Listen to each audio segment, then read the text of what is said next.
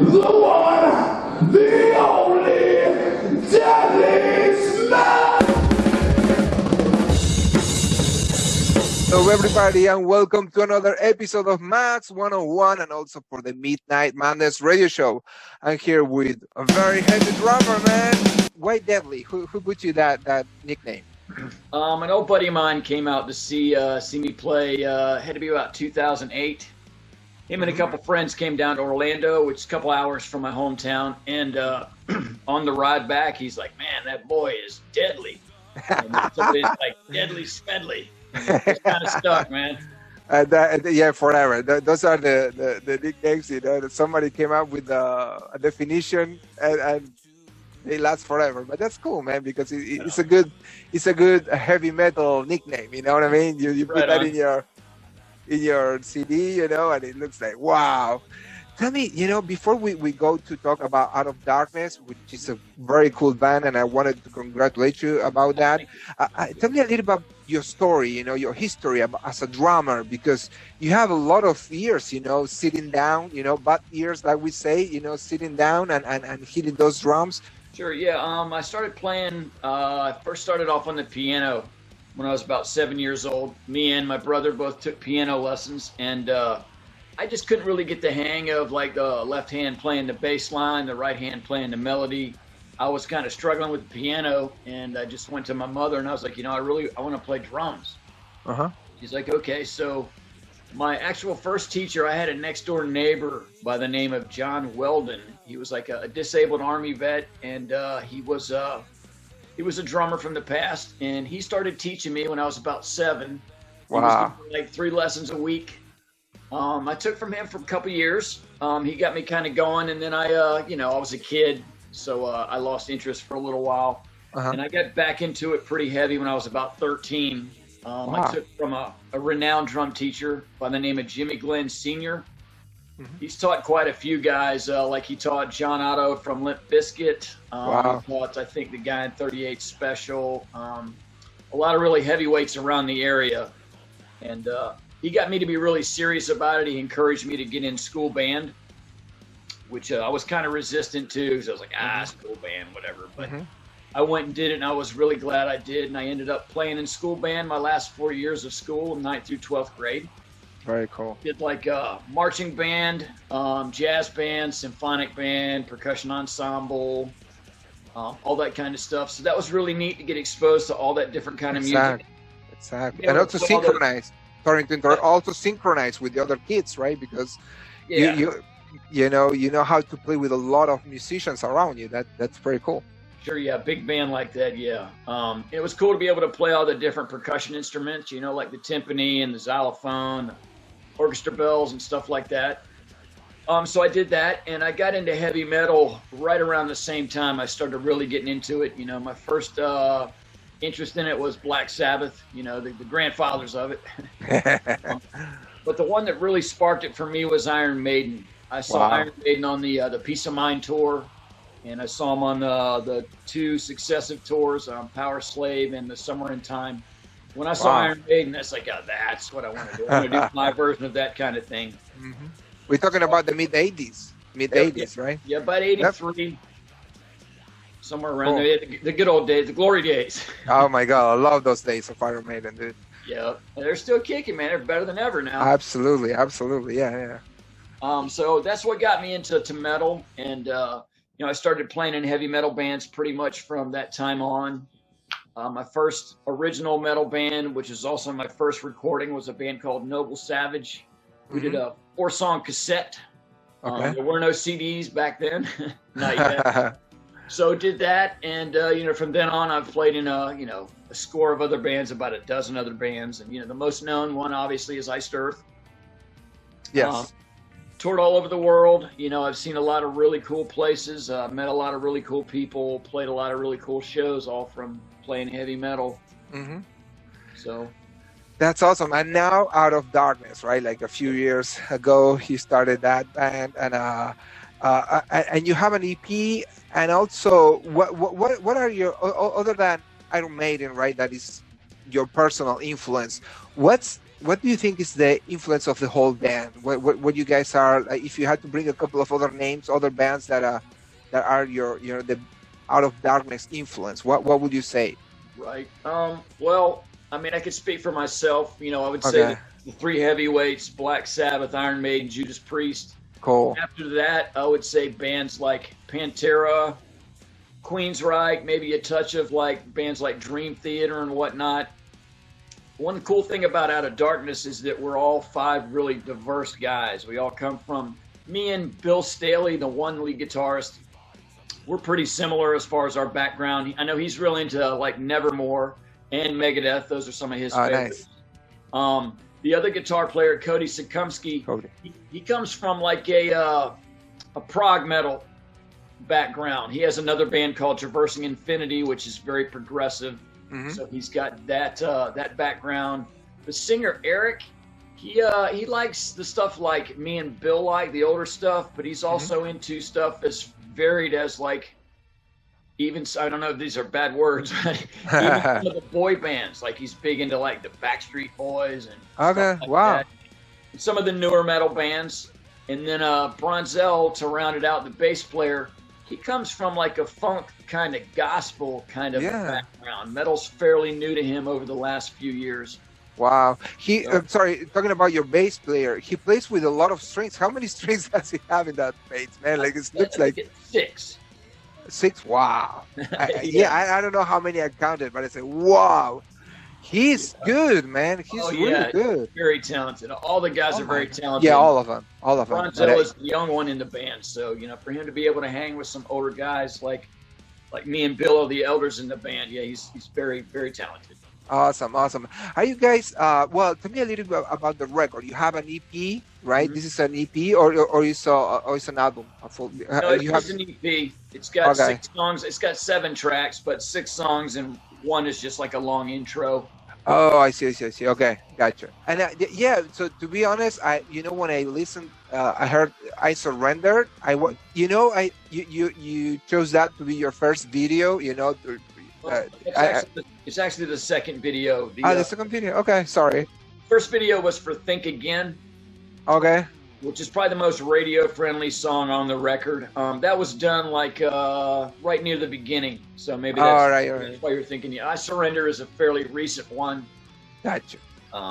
We kind of did that one because we wanted to give the EP kind of its full due before we moved on to the next record. Oh, I see. Felt that song kind of represents a different side of us. That's a cover tune. I didn't know if you knew that or not. No, I didn't know that. You would never guess who it's a cover of. No, please tell me. No, who Celine Dion is, right? Who? Celine Dion. You kidding, man? Yeah, wow. The Titanic chick. Yep. Yeah. Wow. Amazing, man. You turn it into your own song because to me it's like, I never heard this song. And also, dude, you show your skills because it's a very like a ballad, right? It's not. It has some heavy parts. But then, there's no big noise that will cover if you have an error, right? Like the singing is pristine, it's very cool.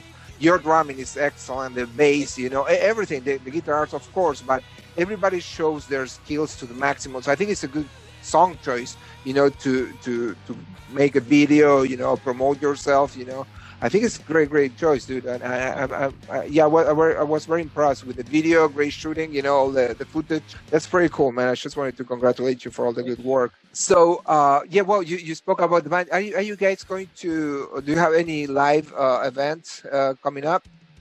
We just did 2 shows this past weekend. We did one in I want to say Piedmont, South Carolina, and the other one was in Charleston. Oh, wow. South Carolina. Yeah, we just played those 2. We played a place called Pub 61, which is kind of a smaller place, but we played a place called Tribbles, which is kind of a renowned, it's known as like one of the best dive bars around. Wow. Really cool place, really cool owner. A lot of cool stuff up on the walls, decorations and stuff. A lot of character to the place. Very awesome. And sorry, go ahead. We asked about the live shows. I know we have a couple coming up in November, but right now we're pretty much focusing on finishing the recording for the second record. Yeah, tell me about that. Is there anything you can, any information you can give us in advance before, or it's all secret? Oh no, it's not like that. Well, this is going to be a full length album. It's probably going to be a little extra long. We're shooting on having like say 10, 11 tracks. Okay.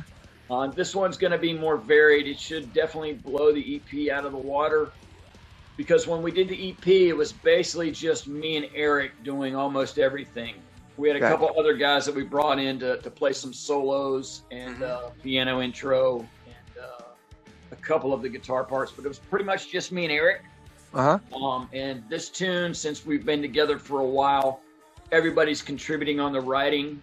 Bill Staley has a couple of his songs that are going to be on it. Cody has one of his songs that are going to be on it. I actually have a song that I wrote the music and the lyrics to that's going to be on it. Awesome. It's definitely going to be more varied. Yeah, and it's very collaborative for what I'm hearing, right? So you guys are, getting Pretty how you much, work? yeah. I mean, usually the songs are pretty developed usually when we get them. Like they'll have programmed drumming to give me an idea of kind of what they're going for. And some of them may even be complete with lyrics and everything. Very cool. So, yeah, they're pretty developed by the time they're presented to the group. Oh, right. Very cool, man. Very cool. Brent, I wanted to ask you about your gear because, on the video on I Surrender, is that, you have a lot of stuff going on there, right? So tell me a little bit about, what type of gear do you use? What if you have a preference over, some certain equipment over the others, Okay. Sure. Yeah, I mean, I have 3 endorsements, so those are obviously my preferences. And when I first got endorsed back years ago, I got all the endorsements that I was seeking. Awesome. Choices. I have a DW endorsement for drums, which my drum set is a PDP kit, which is like their little bit cheaper line. But it's pretty much the same material. It's a 7-ply maple drum set. Cool. Then I have Sabian cymbals, Vic Firth drum heads.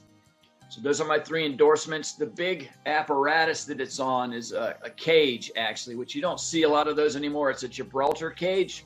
A lot of guys might have a rack, which is just a 1 level, but the cage is the lower and the upper, and it goes all the way around the sides into the back. Pretty cool. Yeah, it definitely makes an impression. It's kind of a blessing and a curse, kind of, if we're able to do what's called backline, set up behind everyone. If it's like a multiple band show, which they almost always are, but if we have to set up right before we play, it's a different story. I mean, it actually, if I can prefabricate it, which we pretty much always have to do, I'll set it off somewhere close by the stage. Yeah. We can pick it up with 4 people. We can actually pick it up and move it on stage.